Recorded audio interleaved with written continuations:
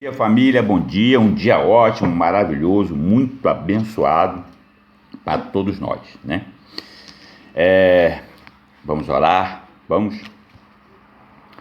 Pai, sou eu, Pai, teu filho, Thales Vicente Ferreira, me coloco agora na tua presença para orar pela minha família. Pai, hoje o dia será um dia difícil, coloco ele no teu altar, eu vou resolver alguns problemas com a Jurema, que possa ser resolvido da melhor forma possível, Pai, de acordo com a tua vontade. Pai, se nós fizermos alguma coisa errada, conserta. Olha a intenção do nosso coração. Na verdade, às vezes a gente fala e expressa coisas que, na verdade, não é nem aquilo que a gente quer. A gente quer que o problema se resolva, na verdade, e que ele resolva-se conforme a tua vontade. Pai, coloca os internautas, a família dos internautas, minha família, meu irmão Ismael, que está em Brasília, um abraço forte, a Reginão, que ajudou a me criar quando eu era pequeno, por quem eu tenho grande gratidão no meu coração, a Mônica, o Alexandre, Eduardo, esses filhos fantásticos e todas as suas descendências. Coloco todos os meus familiares no teu altar, Pai, o Isaac, meus irmãos, Bruno, todos os meus sobrinhos, Pai, estão no teu altar. Eu te agradeço em nome de Jesus. Amém.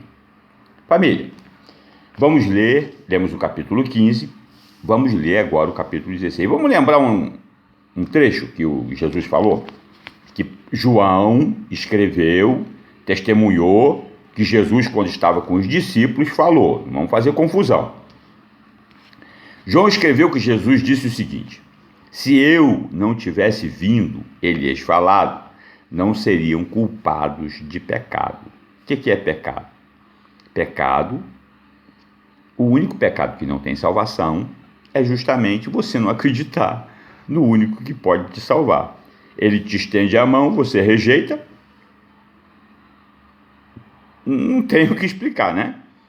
Agora, contudo, eles não têm desculpa para o seu pecado. Agora, no capítulo 16, Jesus fala o seguinte: eu lhes tenho dito tudo isso para que vocês não venham a tropeçar. Tudo aquilo que Jesus estava dizendo é para que os discípulos não tivessem nenhuma dúvida. Nenhuma dúvida. Família, vamos fazer aqui uma reflexão. Vocês acham que naquela época o universo era diferente de hoje? Tinha menos estrela, tinha mais estrela, tinha outras galáxias? Vocês acham que naquela época eles não conversavam ou não tinham também, talvez, espíritos e espiritualidade? Eles não ofereciam oferenda aos seus deuses? Não faziam consulta aos seus espíritos? Por exemplo, a gente tem aí o espírito do Emanuel. Emanuel só passou a existir agora aqui? Ou Emanuel existe desde aquela época lá? Não é verdade?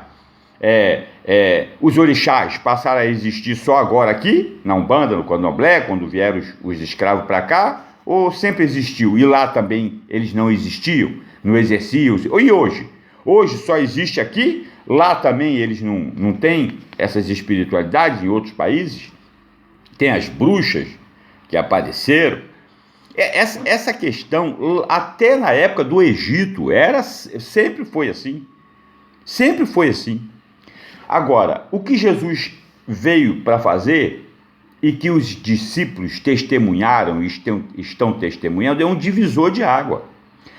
O japonês não tem lá os espíritos que eles acreditam, os deuses. A China tem o deus rato, a deus vaca na Índia. Ora, para mim, existe um único Deus, o que criou e está acima de todas estas coisas. Um único Deus. E ele enviou Jesus.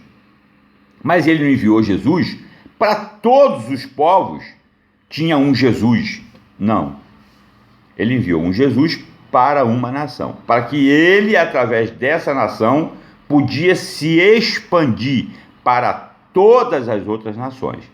Um Deus, um Filho, um Espírito, que agora se expande para todas as outras nações.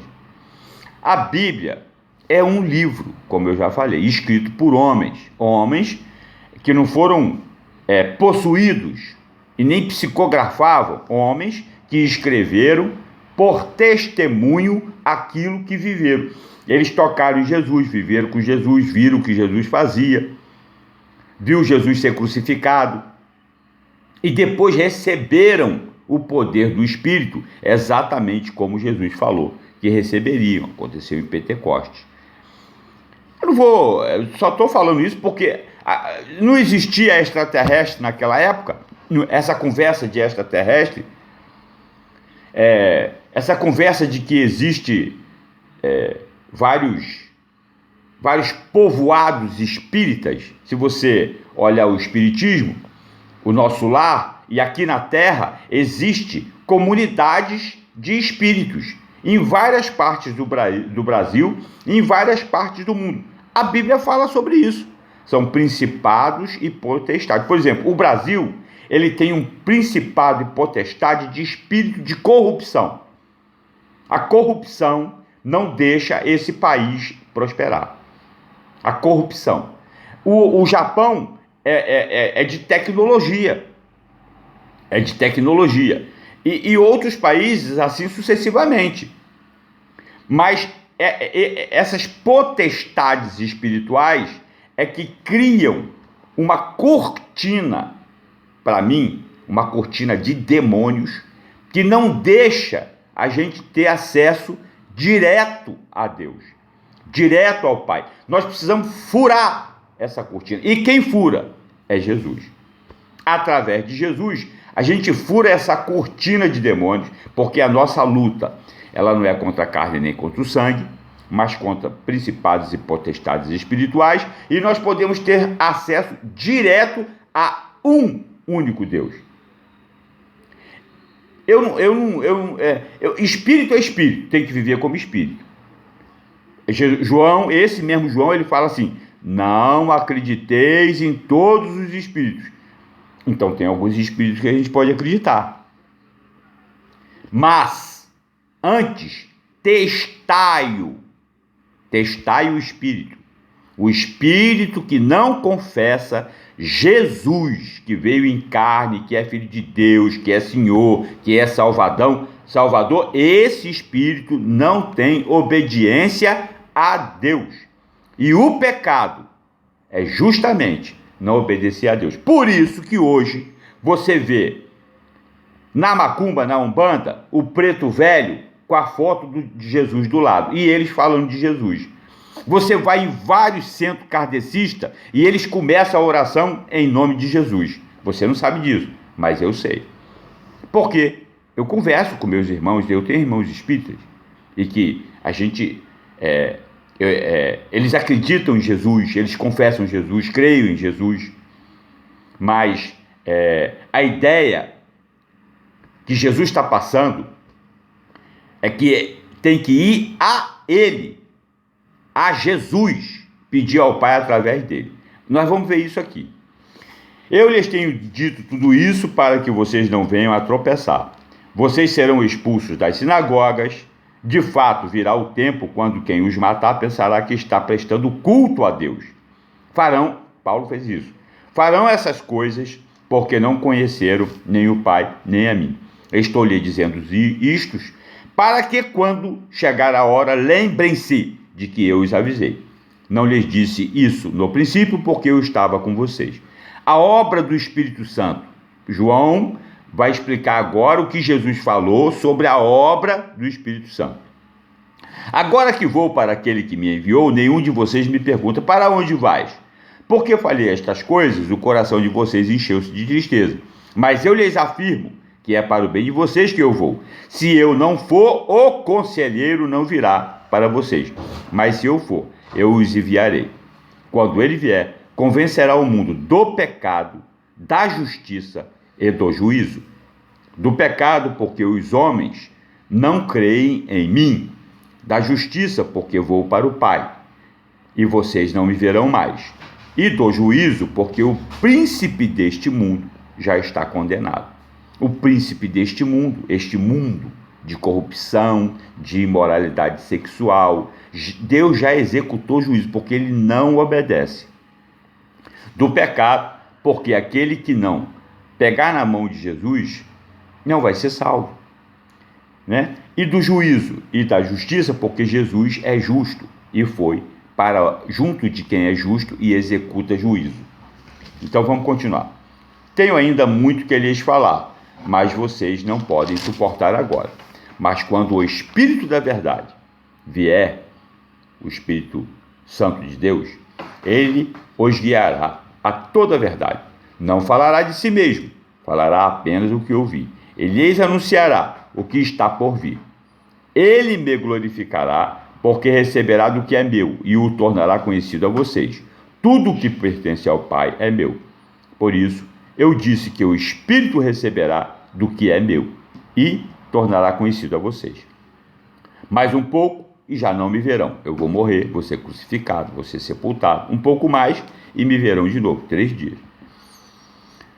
Alguns dos seus discípulos disseram uns aos outros: o que ele quer dizer com isso? Mais um pouco e não me verão, um pouco mais e me verão de novo. E por que vou para o Pai?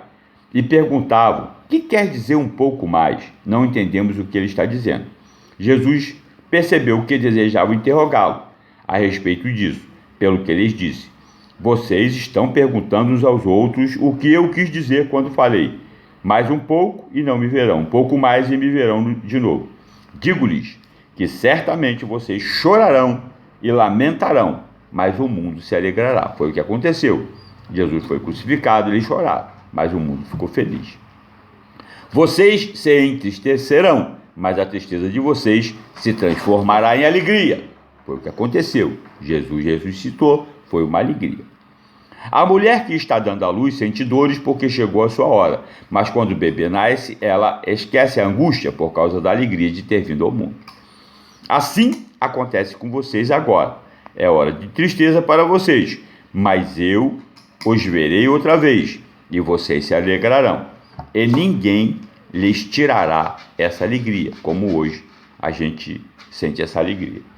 Naquele dia vocês não me perguntarão mais. Eu lhes asseguro que meu Pai lhes dará tudo o que pedirem em meu nome. Ele já tinha dito isso antes. Até agora vocês não me pediram nada em meu nome. Peçam e receberão, para que a alegria de vocês seja completa. É o que ele está falando, afirmando que se nós pedirmos tudo em nome de Jesus, a gente recebe no tempo de Deus. Ele é a videira, o Pai é agricultor e nós o ramos. Nós precisamos do néctar de Jesus. Embora eu tenha falado por meio de figuras, vem a hora em que não usarei mais esse tipo de linguagem, mas lhes falarei abertamente a respeito de meu Pai. Nesse dia, vocês pedirão em meu nome. Não digo que pedirei ao Pai em favor de vocês, pois o próprio Pai os ama, porquanto me amaram e creram que eu vim de Deus. Quando o Pai olhar para você, ele vai ver Jesus, ele vai ver o Filho dele. Então o que você pedir a Deus, ele vai ouvir o Filho dele pedindo. Eu vim do Pai e entrei no mundo, agora deixo o mundo e volto para o Pai. Eu quero deixar o mundo. Esse mundo não é meu. Então os discípulos de Jesus disseram: agora estás falando claramente e não por figuras. Agora podemos perceber que sabes todas as coisas e nem precisa que te façam pergunta. Por isso cremos que vieste de Deus. Respondeu Jesus: agora vocês creem? Aproxima-se a hora e já chegou, quando vocês serão espalhados, cada um para a sua casa. Isso aconteceu, cada um foi para a sua casa. Vocês me deixarão sozinho, mas eu não estou sozinho, pois meu Pai está comigo. Eu lhes disse essas coisas para que em mim vocês tenham paz.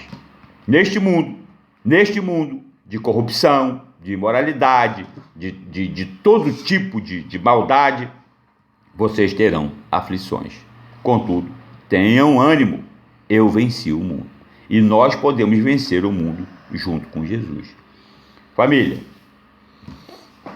a Bíblia, ela elucida, ela esclarece muitas coisas. Mas algumas coisas, eu confesso, que ainda ficam um pouco difíceis. Mas calma, família, calma. Vamos continuar lendo o livro, vamos continuar. Deus vai falar com você, Ele vai tocar no seu coração, Ele vai ensinar você. Não tenha dúvida de que Deus, Ele quer salvar a todos.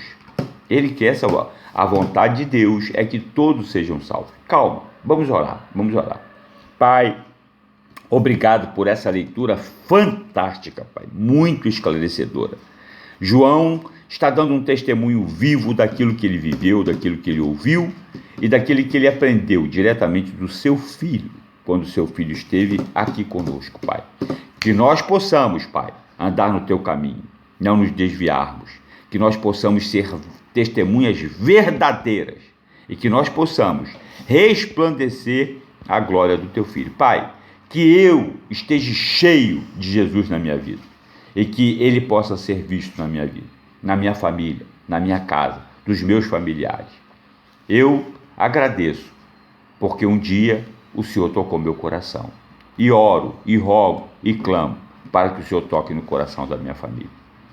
Que nós possamos ser verdadeiramente um só corpo, uma só alma, um só espírito. É assim que eu oro e agradeço, em nome do teu Filho Jesus. Amém. Glória a Deus. Internautas, um abraço muito grande. Se você estiver acompanhando os vídeos, que Deus possa estar falando no teu coração. Um beijo, fica com Deus. Até amanhã.